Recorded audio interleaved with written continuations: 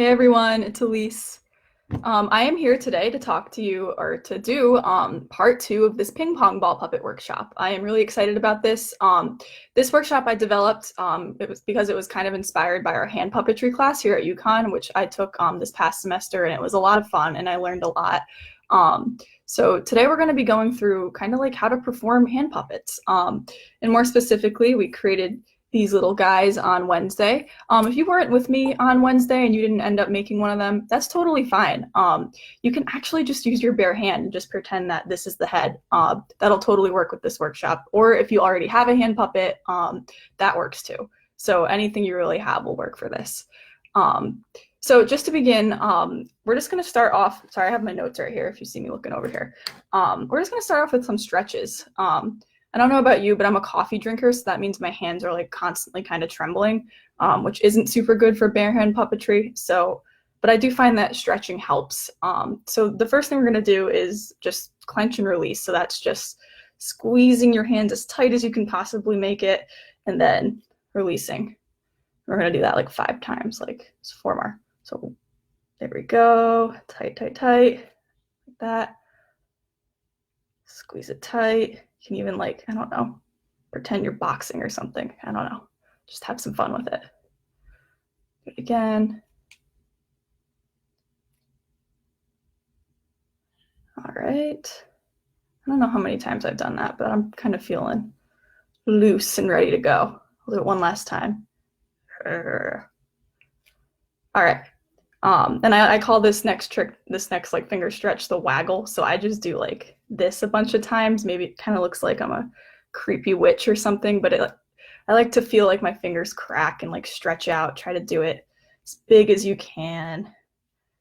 Just kind of like do whatever feels good, you know, maybe like get some cool movement in there. You can do this. Really whatever feels good for your fingers. All right, the next one is pushing and pulling on the fingers. So this one, it also stretches out your wrist. I'm just gonna say, do not push yourself too far with this. I don't want anyone like straining their wrists or their fingers or anything. So if it starts to hurt, stop. You do not want that. This is like a nice light stretch. So I'm just gonna take my hand, I'll do this. I'm just gonna pull my fingers back. I wanna do it towards me though. So I'm not doing it too hard or anything, just kind of, and make sure your arm is kind of like out straight like that. There you go. Just kind of pull it and then release. Just shake it out for a second. You should have probably felt that like right here. That's a nice stretch for your forearm too. And now we're gonna do it to the other hand. So again, keep it nice and straight and just kind of pull it back.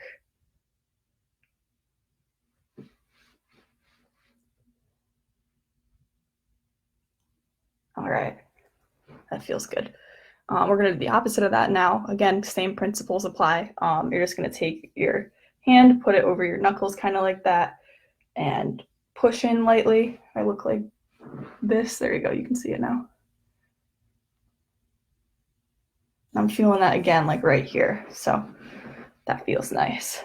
I'm going to do it to the other side. My arm kind of looks creepy on camera like this. Don't worry, it's not. It's doing everything it's supposed to. All right. And if you guys know any cool finger stretches you like, you can totally throw it into the comments, and I will talk about it.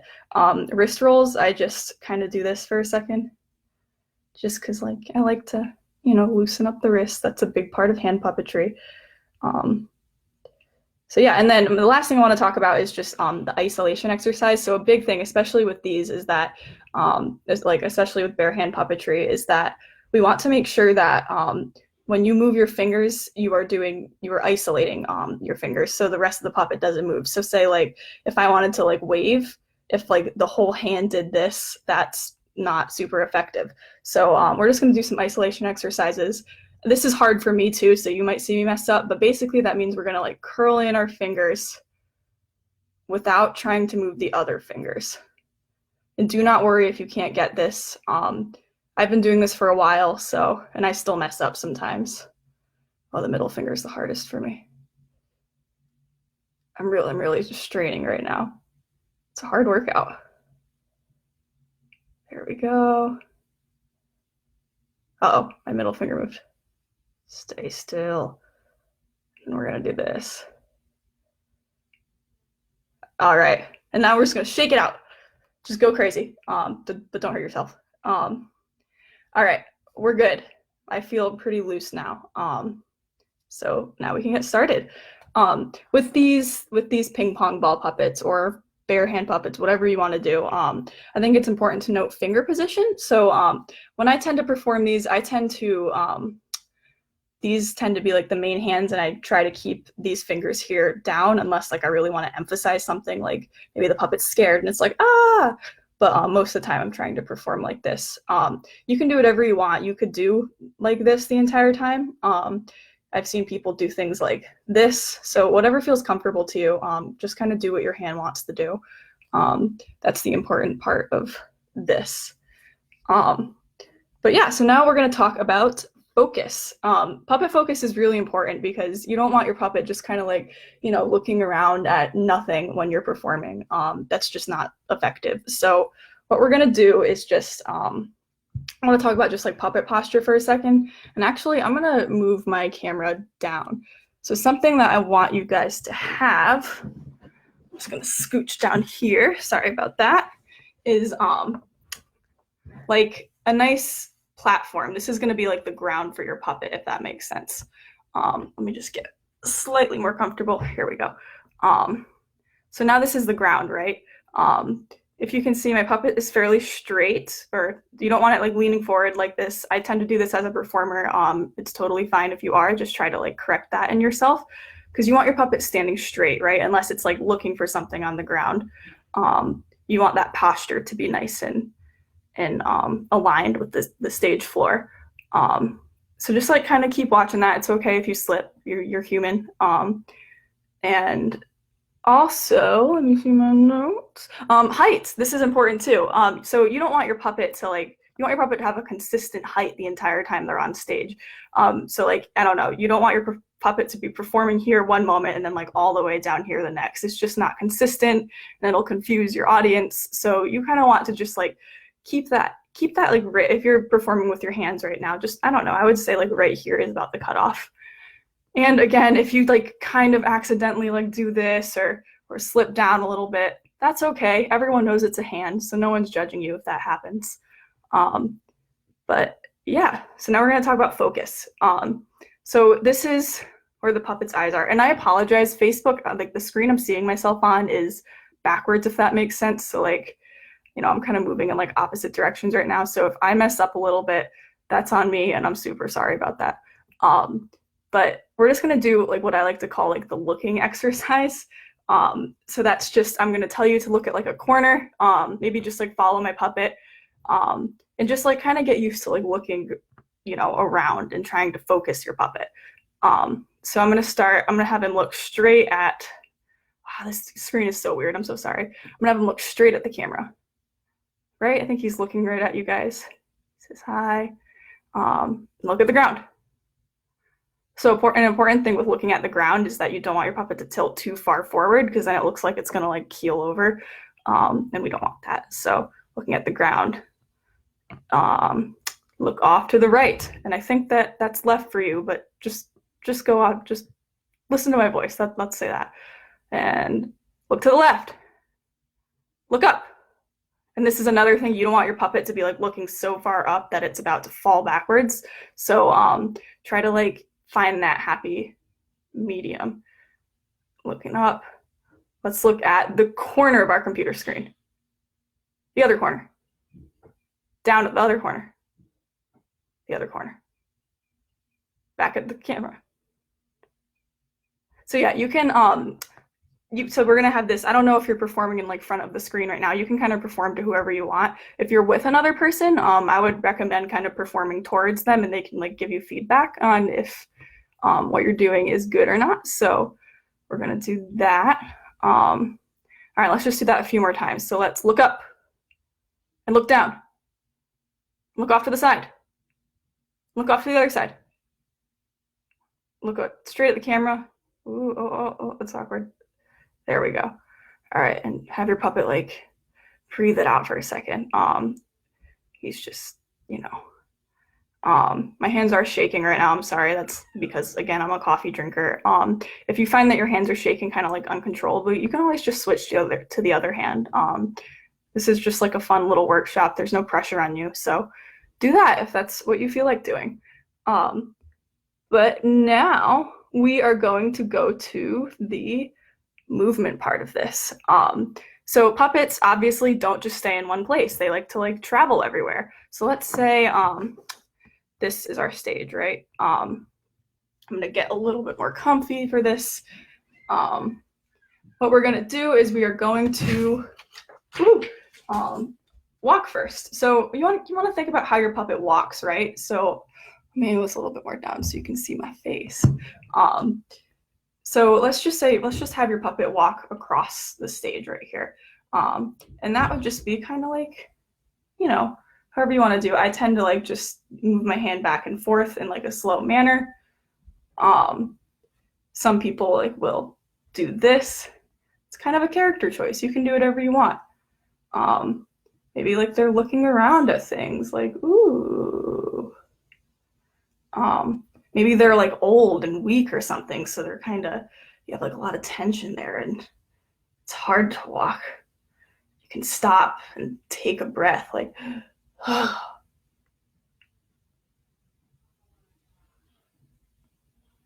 so that's fun. You can kind of just think about how you want to do that.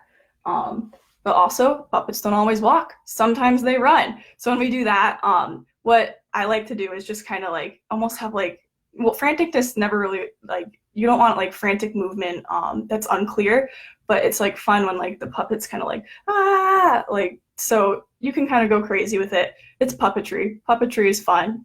You can just have fun with your run. So you just want that to be like a little bit faster. Maybe like back and forth like that. Maybe they're like just running, like hopping really fast. However you want to do it. And that's the fun part about it. So how does it leap? Let's say it wants to do like hopping. I don't know. That would have to, so in order to do like a good hop, you first want to refuse it. So it goes down and then jump, down and then jump, down and then jump, and then down and then jump, down and then jump. Or you can do it really fast, like boom, boom, boom, boom. Maybe it's doing hopscotch. That'd be cute. That's a fun little game. So yeah, and then how does it want to fly? Like sometimes puppets can fly in because maybe it's magic. Maybe this is a ghost or something. That's tricky because you don't want to get like, you know, too high up, but that can just kind of have like this ambient movement, like flow with the air. And just kind of go like, woo. So you can kind of think about that. Again, these are just puppets. However you want to do it is right. Whatever feels good for you is what you should be doing. So yeah. Also, another funny little thing is how does it ride a horse? Our teacher taught us this. You want to pretend that it's like has these reins and it's like, and then like maybe it stops the horse and it's like, woo, and then like, I don't know, just comes to a stop. That's a fun little way to move too. Maybe if like your puppet is like a knight or a nobleman or something. So yeah, let's go into gestures now. This is like one of my favorite parts of this workshop. So gestures are just like, you know, anything that your puppet's doing with its fingers, or with your fingers. These are its hands for all intents and purposes. So the very first thing that I just want to show is there's like, these puppets can be so expressive, and I think that the reason why I want to like do these things with you is just so that you can get an idea of how expressive these puppets can be. So we're just going to do nodding first, because nodding is important. So just looks around and yes, I am Mr. Blue Man, right? So maybe it doesn't have to have his hands so close to him. Maybe it can be like, and remember, this calls back on the isolation. Try not to move these these fingers when you are nodding the head. It's hard. It takes some practice, but don't worry if you can't get it right away. So nodding, that's me. And then, of course, the other part, to refuse the nod, is the shaking of the head. So obviously, our fingers cannot turn back and forth. That's impossible. So what we have to do is do wrist movement here. And wrist movement is also really important in hand puppetry, just because you want to kind of get that full effect of the hand, and your wrist is part of that. So when we say no, that is just shaking of the head. And that looks, careful not to tilt like what I'm doing. Sometimes I actually find it easier to literally just watch the puppet instead of watching your screen that you're on, because I know watching the screen, I'm trying to like make sure that, you know, you can see everything I'm doing, but watching your puppet is probably more effective, if I'm being honest. So no, maybe it's a kid refusing to clean his room to his mom, and he's like, no. So that's some ways you can do that. The next one is you want the puppet to be able to identify itself. So pointing to itself, like, this is me, or this is me. So make sure your puppet is straight. Oh my gosh, I'm so bad today. So that's me. That's me. He like looks around and he's like, or maybe he's like a, I don't know, pretentious or something. He's like, oh yes, this is me. So like, it's really however you want to do it. Again, just like have fun with your characters, honestly. But that is an important thing, because a lot of times in hand puppetry, when characters come on stage, they're like, oh, hello, my name is, I think my friends named him Bob, actually. So let's call him Bob. I don't know who did that, so thank you if you're watching. So hello, my name is Bob. So that's just kind of fun. Another thing is come here. So maybe there is a second puppet. We're not doing 2 puppets today just because that's like probably a whole nother workshop. But a puppet sometimes has to like gesture for its friends to come over. So maybe it like looks around and it's like, come here.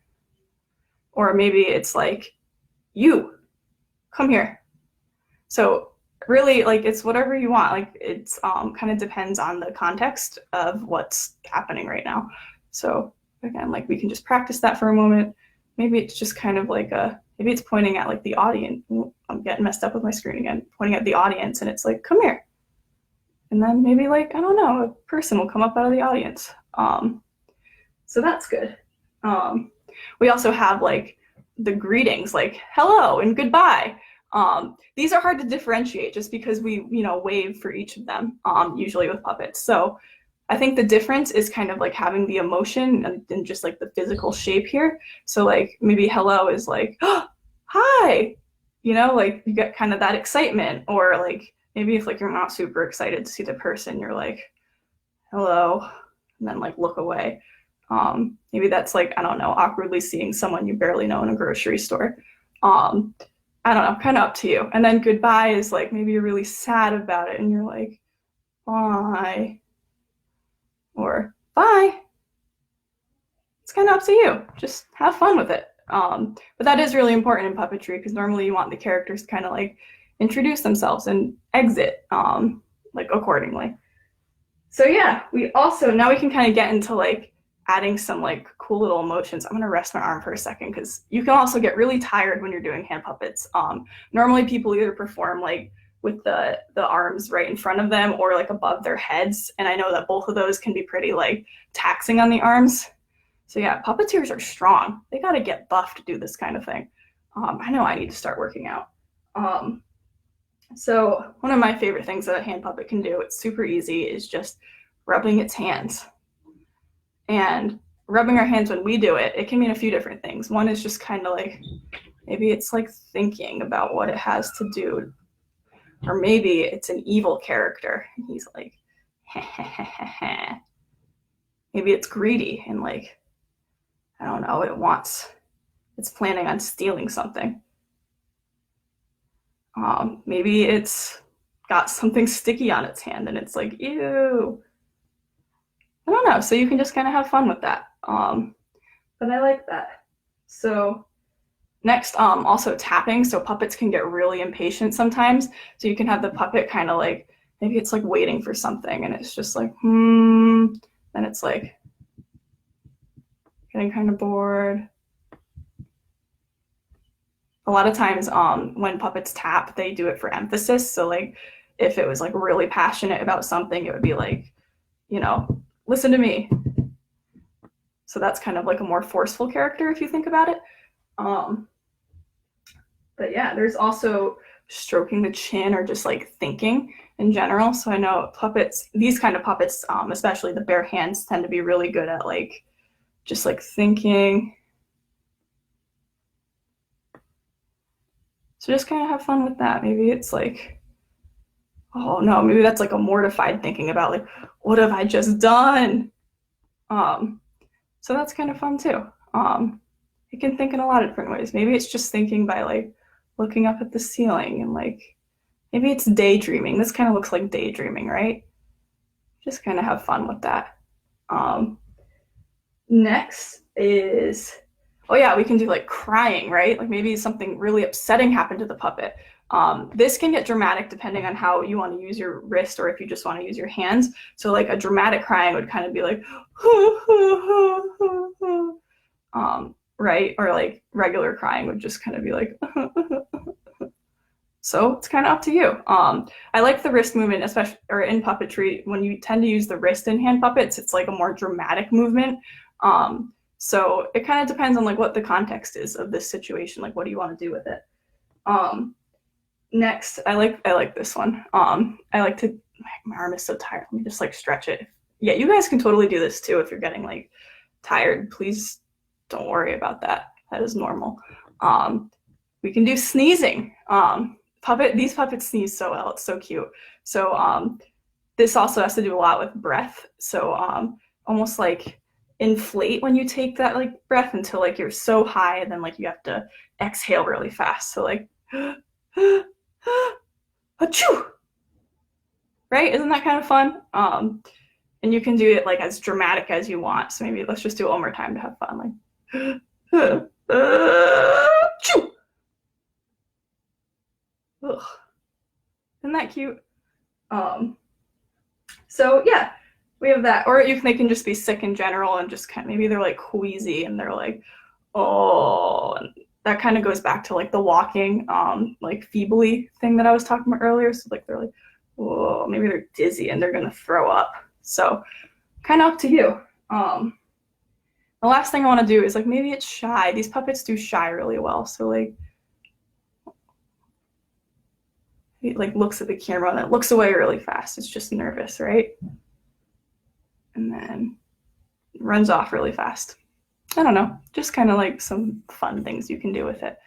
All right, so this part now, sorry, I'm stretching again because as you know, I've already talked about it.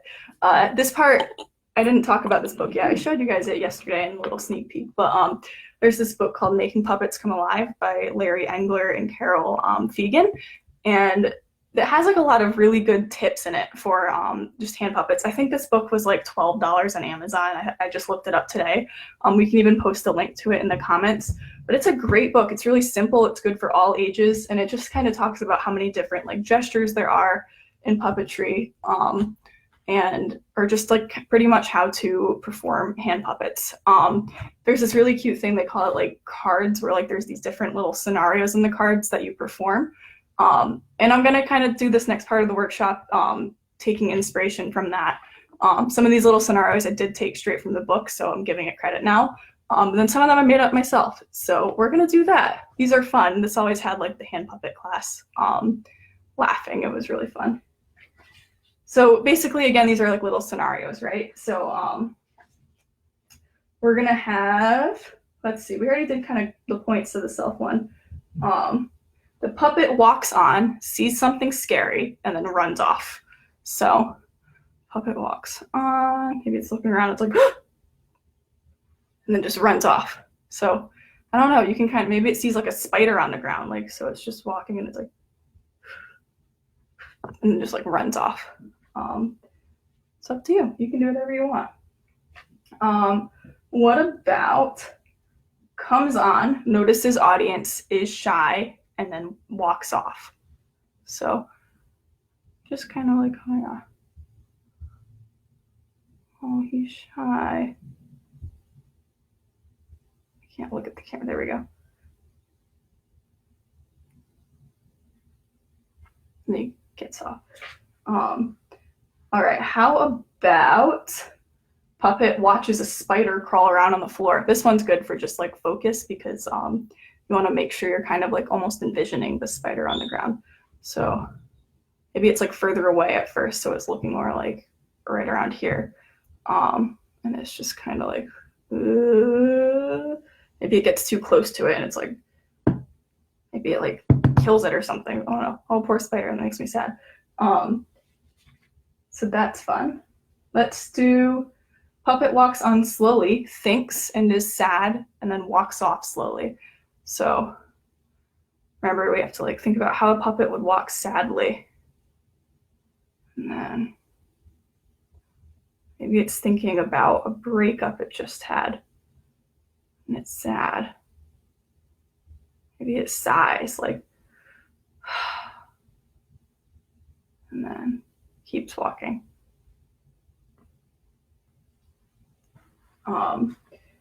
Next, I wrote down, creeps on, looks around to see if anyone is following, rubs hands. So this is kind of like a devious character, right? So puppets creep. This is also in the book, just kind of by, I might be getting this wrong, but like this kind of looks like creeping, right? So doing that and then like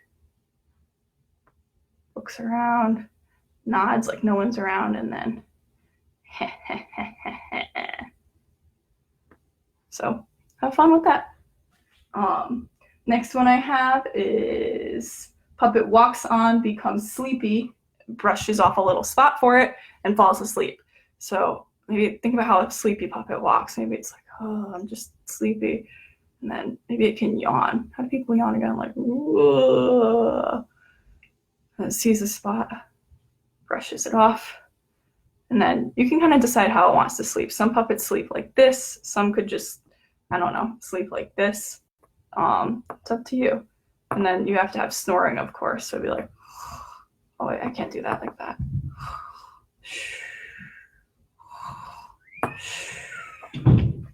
However you want to do it. Puppet runs on, slips and falls, and limps off. So this one's kind of funny, right? So this is like the running, and then, so slipping, we like to kind of do where it falls onto its back. So like it's running and it goes, and then hits the stage. Maybe it's like, ow, and then get back up, and then looks around, and it just kind of limps off. So that's kind of fun. That's cute. Last one we'll do today is hiccups. So I was just struggling with these a couple days ago. The hiccups are horrible. So maybe it just like comes on. It's like, and then so how do you cure hiccups, right? So it gets the hiccups. Then it decides to take in a big deep breath. So and then holds it in. So that usually will kind of look like this. When puppets kind of shake, that like implies, you know, like they have this big breath they're holding in. Hold it, and then cured of hiccups, excited, and runs off. So that's fun. The last thing I want to talk about is just puppet voices. So the important thing with puppets is, especially when you have like more than one puppets on stage, you want to have a good pitch contrast just so people are able to tell, like, you know, who's talking. So just like a few suggestions I had for you guys, like, first of all, think about what kind of character you have. If your character, I don't know, is like a really brave, I don't know, big man, maybe he would probably have a deeper voice. Like it wouldn't make as much sense to have a squeaky voice, unless of course that's the joke, because you can always kind of flip things on its head, and then have that be part of the character. So kind of like think about, is your character's voice like nasally like this, or is it smooth like this? You know, like, are they really confident, or are they kind of like nerdy and shy? You can also have it be trembling or strong. So trembling would be like, oh, I don't know, I'm just an old man puppet. Or strong, you know, would be like, oh, I'm young and free and I don't need anyone to tell me what to do. I don't know, I'm just kind of making this up. So just kind of think about like the voices. You can just, I think the best voices I've ever heard in like, you know, with my friends in puppetry is just when they're having fun with it, if I'm being honest. So that's how I feel about voices.